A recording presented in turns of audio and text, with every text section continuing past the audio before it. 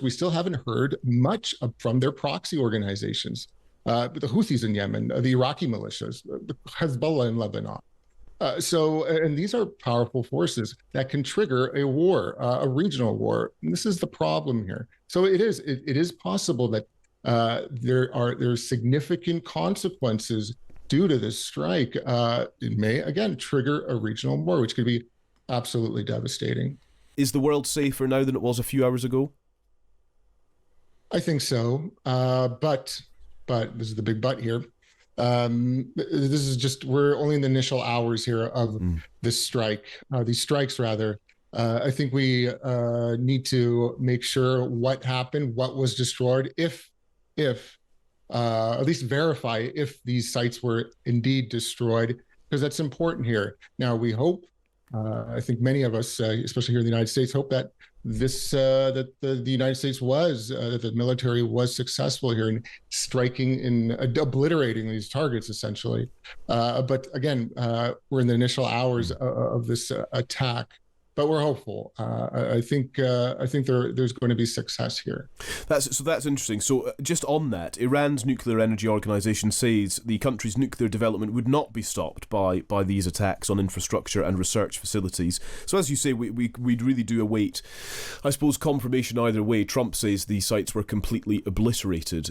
In and of itself, was the ambition of this mission wise? I think so.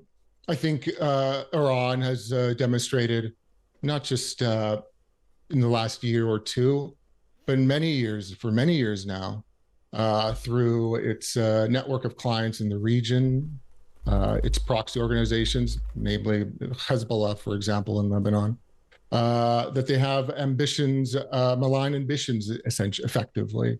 And if Iran were to have a nuclear weapon or obtain a nuclear weapon or build a nuclear weapon, these organizations, their proxy organizations, their network of clients, and of course, Iran would be acting under this nuclear umbrella. All right. And that's a problem, not only for Israel, of course, but for the United States and allied countries in the region. In terms of trying to predict what happens next, Joe, once again, just to kind of cite the Iranians, there has been a suggestion from Iran's foreign minister that the events this morning, this is his comments, the events this morning are outrageous and will have everlasting consequences. And actually, if I put alongside that what Netanyahu said, that these will change history, it is somewhat unpredictable, isn't it? We don't know how these things conclude, and that is the risk that President Trump has taken. Correct. I think this is why it's taken so long for something like this, for kinetic strikes to occur. I mean, listen, we've seen past presidents deal with the Iranians, negotiate with the Iranians. Of course, you have the JCPOA.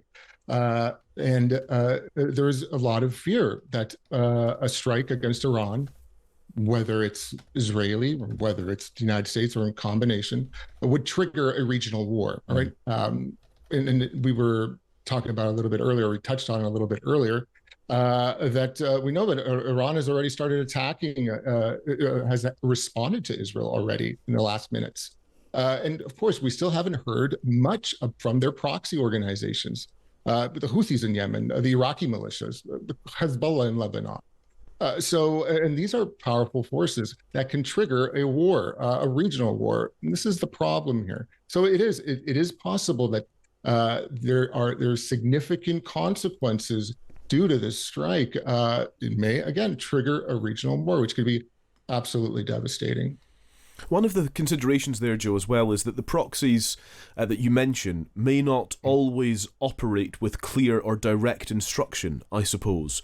And so we already know that, for example, US military bases in the Middle East are on high alert. Indeed, there's some reporting of a sort of a preparedness warning for domestic cities in the US as well, as a result of all of this. This is really what we're waiting for, isn't it? Is to find out if Iran or its proxies retaliate in a clear and obvious way, which would in itself, I suppose, degrade the apparent or the boasted of success of Trump's operation here. That would really undercut what he's saying. I think it could undercut what he said, but I do think that whatever may happen, this has already been planned out by either the United States and Israel. What may occur after this strike and how Iran responds or how its proxies respond. I think the United States and Israel, of course, they took this into account. The Houthis already have said, all right, the Houthis in Yemen, prior to this strike, by the way, prior to the nuclear strike, that they had been coordinating, they had coordinated with Iran and the IRGC. All right, this is after, of course, the Israelis began their campaign against the Iranian nuclear sites. We know the Houthis are already involved. All right, but again, yes, we have the other militias, the other groups. If they get the marching orders, if Tehran asks, let's say Hezbollah, which has taken, we have to be frank here, they've taken a hard hit last year to their leadership and infrastructure.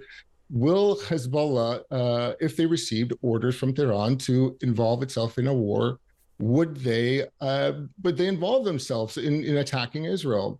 I think they would. I think they absolutely would. So now, again, the big question is waiting. How will these groups react? And I think that's the key issue here over the next hours, perhaps days. In terms of the timing of this, Joe, it feels like this escalated quickly. That Israel first struck Iran, 8 or 9 days ago, that there has been a lot of talking since, that President Trump has almost been keeping the world on edge as to when, and indeed if, he would respond at all. But for us to reach this stage in the space of a little over a week, what do you make of that? What is your analysis of the pace of this? Right. I think that's a very good point. But I was surprised about this, and I think other pundits and other observers of this conflict, we've all been a little surprised about how well the Israelis did. And I'm not talking about just rhetoric from the Israelis, of course, from the Israeli government. I'm speaking about evidence that has emerged, actual footage, right? Not only just open source footage or public or videos published by the IDF. And it's become pretty obvious that the Israelis have done pretty well against the Iranian military infrastructure and the elimination of top Iranian military leaders as well, including nuclear scientists. So I think that how well the Israelis did factored into how quick all of this has occurred, like as you said, 8-9 days already.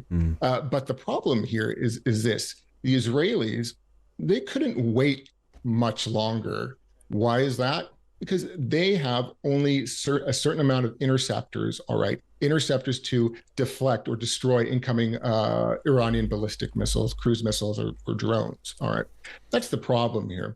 Another 2 weeks of barrages from Iran would have put Israel in a very difficult state, I think, where it could have not had any more interceptors. So I think that went into the thinking here, into the strategy or the calculus of striking Iran's nuclear infrastructure by the United States.